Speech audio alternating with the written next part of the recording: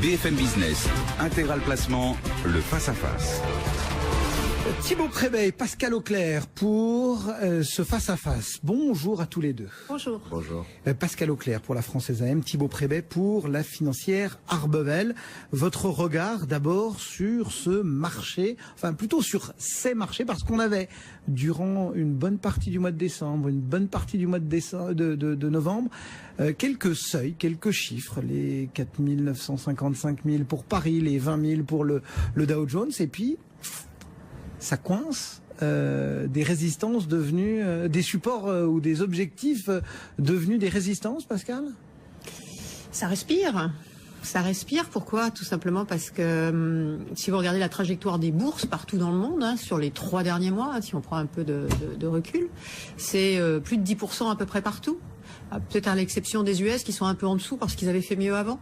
Donc 15% au Japon, 10% en Europe, un peu moins de 10% aux US. Donc c'est beaucoup de choses positives pricées dans les marchés. Donc c'est quoi beaucoup de choses positives? C'est beaucoup d'espoir sur la croissance 2017 avec un accélérateur Trump, mais pas que, parce que les fondamentaux étaient déjà là avant l'élection de Trump.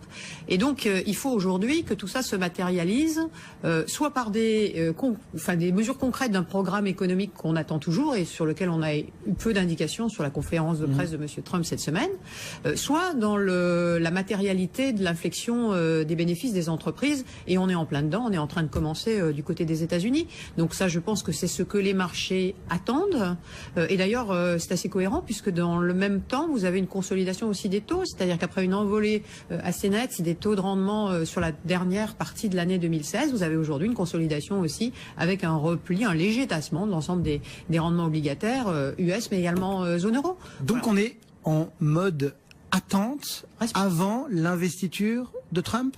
Pas que, on a beaucoup pricé de bonnes nouvelles, me semble-t-il, et on attend que ça délivre. Ça concerne bien sûr la réalité du programme économique de M. Trump, mais là je pense qu'il va falloir qu'on attende un peu de temps parce que cette réalité économique, elle va vraiment s'étaler dans le temps au fur et à mesure de la négociation avec le Congrès. Donc ça, c'est pas quelque chose qu'on va avoir de manière imminente là tout de suite. On attendait un peu plus, honnêtement, de la conférence de presse que ce qu'on a eu, mais on va avoir ça au fil du temps. Et puis, on va également attendre la concrétisation de l'inflexion positive de la dynamique bénéficiaire des entreprises, parce que pour mémoire, les consensus sont aujourd'hui plutôt positifs. Sur le 4e trimestre aux États-Unis, on attend près de 6%. Sur l'ensemble de l'année 2017, en projection, aujourd'hui, on est sur des progressions à 2 chiffres. Donc voilà. Et comme on entre dans la saison des résultats, mon sentiment, c'est qu'entre maintenant et le gros de cette saison qui se situe vers fin janvier, on a quand même les bancaires ce vendredi qui vont nous donner un éclairage important. C'est un secteur qui a rebondi, lui, de 25% sur les derniers mois. Donc là, il va falloir qu'on voit ce qui se passe aussi au niveau des résultats. Voilà, donc c'est mon sentiment. À la financière Arbevel, comment est-ce que vous jugez, comment est-ce que vous décryptez on a l'impression peut-être ce petit changement de momentum sur le marché d'ambiance Oui, d'ambiance. C'est vrai que j'écoutais un interlocuteur précédent dire que la volatilité remontait. Quand on voit ces séances qui clôturent à 0 tous les jours, et si par hasard un jour on fait moins 0,40, on fait plus 0,40 le lendemain, on est quand même plus près de s'endormir que de voir un retour de la volatilité. En revanche, il y a un petit changement dans ce qu'on peut lire, dans ce qu'on peut entendre sur le sentiment de marché. On a le sentiment que Trump c'était formidable, que c'était quasiment merveilleux, que tout allait bien se passer sur tous les sujets.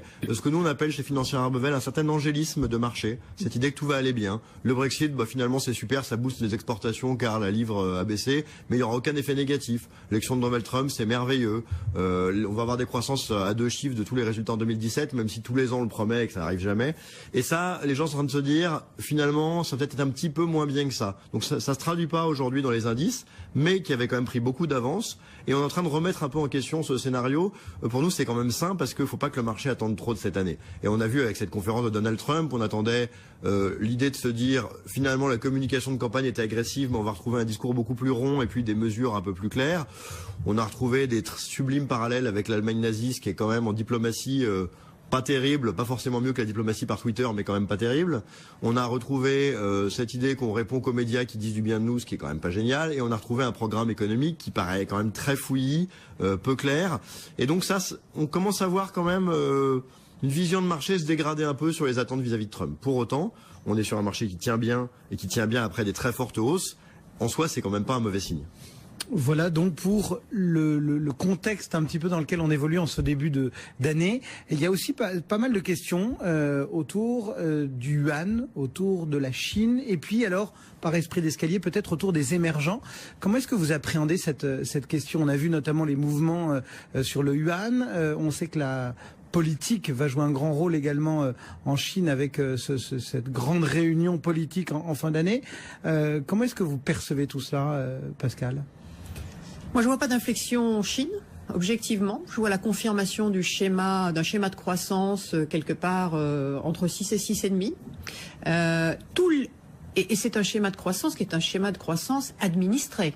C'est-à-dire que ça n'est absolument pas le fruit du hasard. Tous les leviers utilisables par les autorités chinoises sont aujourd'hui actionnés, monétaires, budgétaires et devises. Alors on a récemment plutôt une stabilisation en effet de la devise, mais en tout cas l'ensemble de ces leviers de croissance ont été utilisés par les autorités chinoises et vont continuer à être utilisés pour organiser cette décélération de la croissance chinoise vers son potentiel aux alentours de 5%. Donc moi je vois pas d'inflexion, je dirais d'un point de vue fondamental et macro. Ça génère, me semble-t-il, donc c'est plutôt vertueux en soi et ça enlève un des risques extrêmes qu'on avait l'année dernière.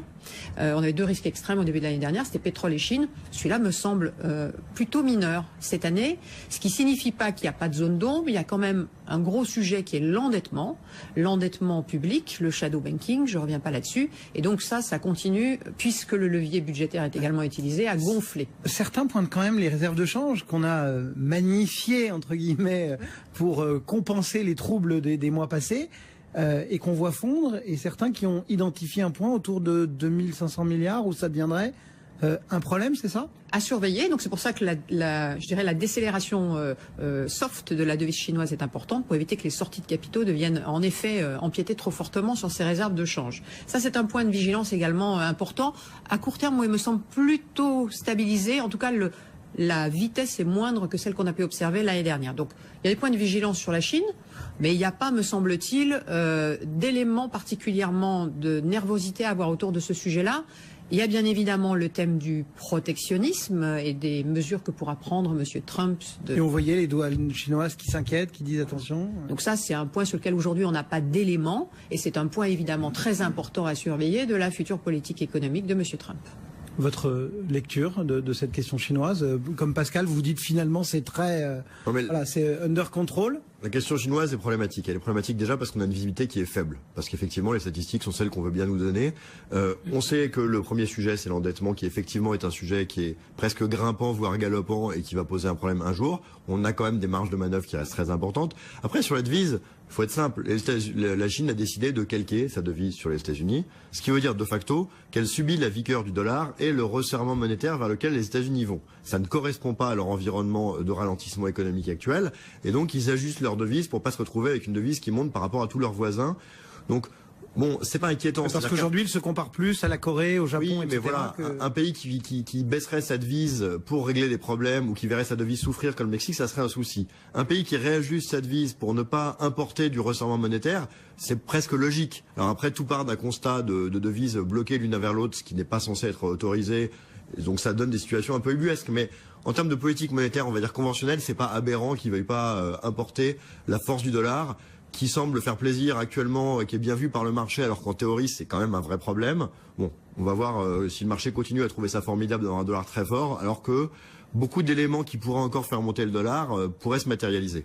Mais donc vous faites et l'un et l'autre une césure très nette entre la question chinoise, entre guillemets circonscrite, enfin, ou en tout cas bien identifiée, et les émergents qui, eux, pourraient souffrir du protectionnisme de Trump, de la question pétrolière qui reste encore en suspens. On voit que certains pointent du doigt un manque d'enthousiasme à appliquer l'accord. C'est pas ça. Je pense que la Chine a les mêmes sujets que les autres pays émergents, mais qu'elle avait un sujet supplémentaire qui était est-ce qu'elle va rester un moteur ou est-ce que sa croissance s'effondre. Ce sujet particulier semble un peu évacué ou mis de côté. Le reste des sujets globaux, c'est-à-dire sur le commerce mondial et protectionniste américain, la Chine est toujours autant dedans. Mais elle n'a pas de sujet, entre guillemets, propre qui sont prêts à intervenir. Je ne sais pas si c'est ce que pense Pascal, mais... Oui, et puis bon, il y a une question de taille aussi, hein. C'est un acteur majeur, on sait très bien que c'est un contributeur très fort à la croissance mondiale, donc en soi, sa contribution à l'équation générale économique mondiale est quand même beaucoup plus forte que celle des émergents, même si on peut en effet être un peu vigilant.